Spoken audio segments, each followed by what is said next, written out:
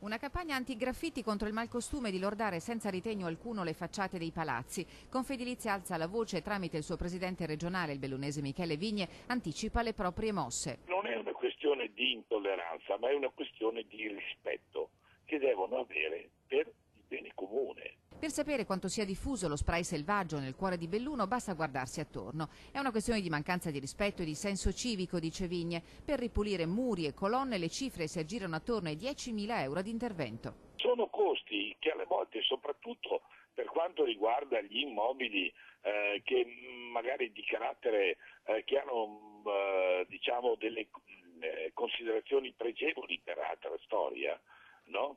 Sono operazioni tremende. Contro i graffiti, Confedilizia è scesa in campo con un decalogo diffuso ai propri associati e facilmente recuperabile online. Ai proprietari degli immobili oggetto di danneggiamenti si chiede di documentare il fatto e di denunciarlo immediatamente. Le primissime iniziative coordinate dall'associazione già nelle prossime settimane.